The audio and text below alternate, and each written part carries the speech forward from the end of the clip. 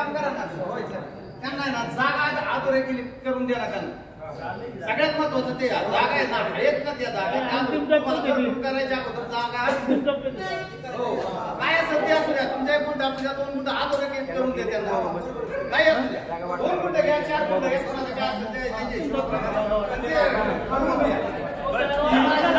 मान्य करायचं असे विचार ग्रामसभा झाल्याविषयी म्हणतोय बाहेरचा मुसलमानाचं प्रकार केला झालेलं आहे हॉटेल व्यवसाय चालू करायला 1972च्या नंतर आलेली ती मूळ हे झाले काही मॅच्युअल झाले त्या गावामध्ये पण त्यानंतर आलेला जो मुसलमान आहे तिथं भविष्यात गावाला धोका आहे जे तुम्हाला 4 ग्रामसभेचा विषय मांडले ते अतिक्रमण का काढलं नाही मशिदीस तुम्ही आपण संबंधित विषय आहे ग्रामसभेचा विषय आहे पोलीस स्टेशन म्हणते ही संबंधित ग्रामपंचायतचा विषय त्याच्या अंडर येतो तसं तरी लिहून द्यावं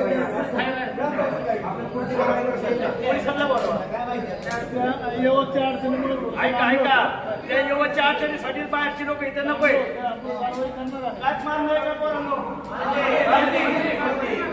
गावगाड्याकडे मुसलमान आहे त्याला आमचा विरोध नाही बाहेरून आलेत ना युपी पाकिस्तान असत्या बांगलादेश असत्या रोहिंग्या असत्या त्यांचं तुम्ही काय काय कागदपत्र घेतात ग्रामपंचायत सांगा आम्हाला ग्रामपंचायत कुठलं व्हेरिफिकेशन करत नाही व्हेरिफिकेशन करण्याचा अधिकार अहो सकाळ संध्याकाळ कोर्ट टोळी देतात छत्र्याकडे आम्हाला काय केलंय आपण त्यांना लिहिलं त्यांनी आपल्या लेखी आपण आता काही कारवाई केली असते त्यांच्यावर त्यांनी काहीच कळवलं आपल्याला आपण पोलीस प्रशासन आपण ग्रामपंचायतच्या अंडर राहते ग्रामपंचायत का नाही पण आता त्यांच्यामध्ये जर आपण कारवाई करतो ना बरोबर आहे का नाही व्हेरीफाय करणं बाहेर कोणी येतं कोणी नाही येतं त्यांनी व्हेरीफाय करून सोलापूर हायवे रोडनी हॉटेलवाले बाहेरचीच आहेत मुरळावले बाहेरचीच आहेत ह्या नळवणीत आलेले बाहेरचीच आहेत ह्या बाहेरच्या लोकांच्यामुळे गावगाड्यातल्या जी जुनी मुस्लिम आहेत तिथं ह्यांचं ग्रामस्थांचा वाद लागतो तर येवचं उदर आहे का नाही मग ही बाहेरची लोक तुम्ही यांचं कागदपत्र चेक करा नसेल तर त्यांची रवानगी करा तुम्ही इथं गावात राहू नका आणि दुसरा एक विषय असा आहे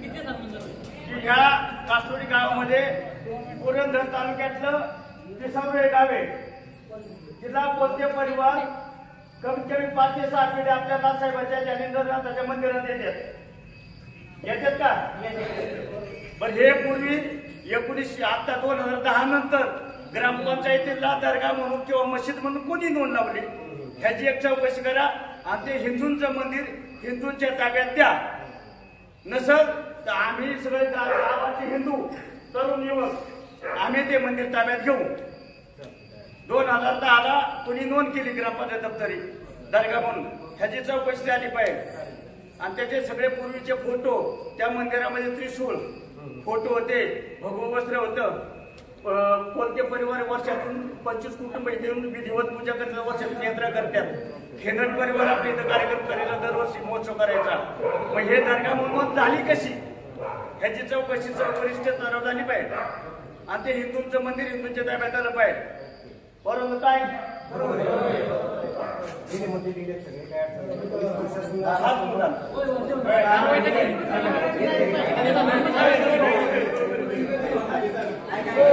आणि ऐका बऱ्याचशी ग्रामसभा कधी आहे 2 ऑक्टोबर त्याच्या अगोदर ही कारवाई झाली पाहिजे ऐका त्याच्यानंतर आमचा भागवत तिथे लागलेला सर याला सर्वोच्च ग्रामपंचायत सर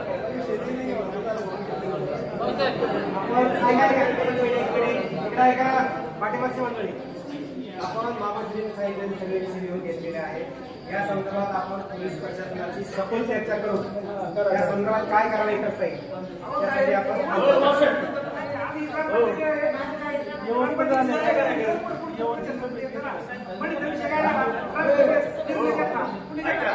महिलांचं म्हणणं आहे ज्या मुलाचं काम चालू आहे आता तिथून महिला आपल्या गावातली महिला ये जा करते शाळेतल्या मुली या रस्त्याने ये जा करत असताना तिथे शौचालय रस्त्याला बसतात आपल्या महिलांची विटंबना होती त्या लोकांच्यावर कारवाई करा एक तर तुम्ही शौचालयाचा वापर करा नाहीतर जो रस्त्याला बसणाऱ्या त्याच्यावर कारवाई करण्यात मग झाली पाहिजे नळवाडी हा विषय घ्या हो टाका त्या आजीत नाव टाका आणि सगळ्यांनी सरपंच राहायचं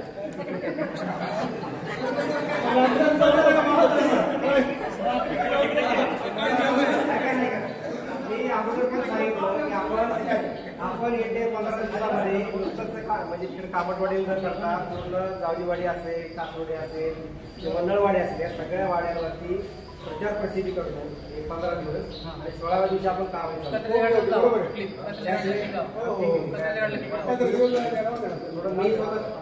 मी स्वतः फिरणार आहे. त्याच्यामुळे त्या संदर्भात आपण जनजागृती करू, त्याला विनंती करू. नाही ऐकली तर मग 16-17 तारखेपासून कारवाई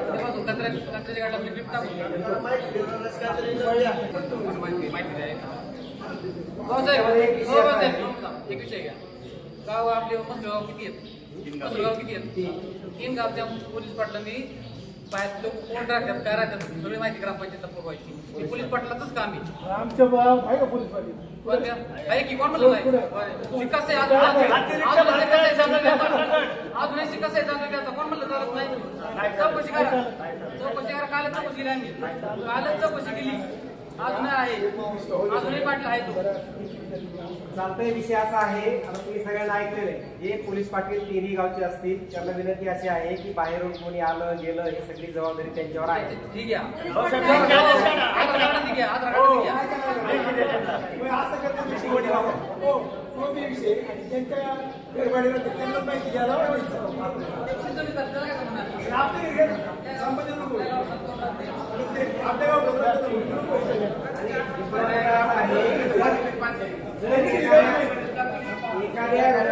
ऐका ना तुमची भाड्यानं तुम्ही देत असाल तर त्याचं पोलीस व्हेरिफिकेशन केल्याशिवाय भाडे घेऊ नका. अलग लक्षात. यवतला ही आम्ही प्रक्रिया केली. सगळ्या घरमालकाला पत्र दिलं, त्यांना विनंती केली की तुम्ही केडगावला पोलीस स्टेशनला त्यांचं रिसर व्हेरिफिकेशन करूनच भाडे करून ठेवा. ही प्रक्रिया झाल्यानंतर आर्थिक समस्या जवळपास बाहेर काही स्थलांतरित लोक आहेत आलेले त्यांचे 90% प्रश्न मार्गी लागतो. त्याच्यामध्ये समजा आता यवतसारखी जर घटना कधी घडली आणि तुम्ही जर समजा बेकायदेशीर भाडे करून ठेवला असेल तर तुम्ही पण जेलमध्ये जाणार. गुन्हा आहे. त्याच्यामुळं ते करत असताना त्या बाकीच्या सगळ्या गावाला तुमची सोडून कायद्यावर या कायदेशीर तपासून घ्या मगच भाडे करून ठेवा. ठीक आहे. या अडचणी कोणाला पोलीस पोलीस पाटील जे तिन्ही आहेत तिन्हीला आता या ग्रामसभेतून सूचना अशी आहे की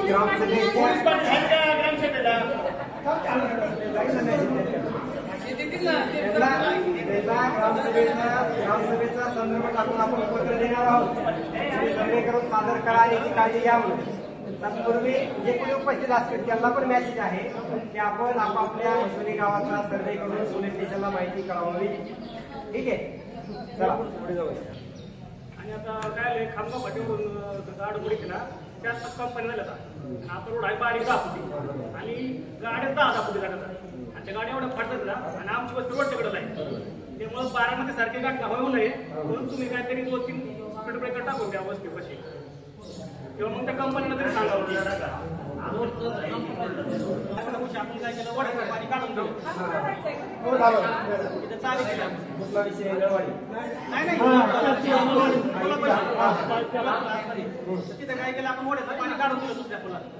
तिथे काय केलं आपण नळी वगैरे काही टाकली नाही. सध्या कसं आहे पाऊस चालू होता त्यामुळे आपण काय रानात जाता येत नव्हतं पण आता तिथं नळी टाकली पाहिजे. आता जसं टाकायचं मग मी म्हणून टाकून बसू का रस्ता चालू करू 4-5 वेळा सांगितलं 2 वेळा. दुसरा विषय पाऊस आहे तुम्ही पाठीमागे आलता पावसाचं पाणी थांबलं होतं बरोबर आहे का दुकानदारी काढायचं आणि आता दुसरी गोष्ट करायची ट्रेनिंग जायची पाठीमागे आखी तुंबलेली आखं पाणी साचते जास्त वगैरे व्हायला लागले. थोडं माणसाचं आपण ऐकलं थोडं दूध खाऊया आपण थोडं यांना पण बोलू दे. तुमचा मुद्दा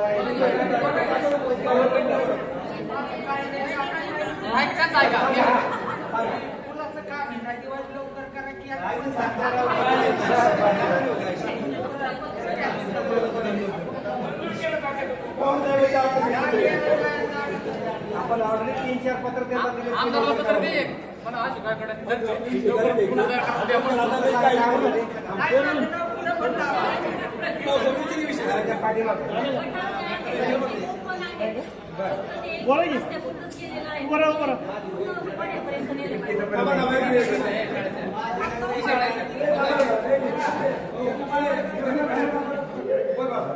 खांबा फाट्यासाठी बचत गटाच्या मीटिंग्स वगैरे ट्रेनिंग घेण्यासाठी महिलांसाठी उपाय केले.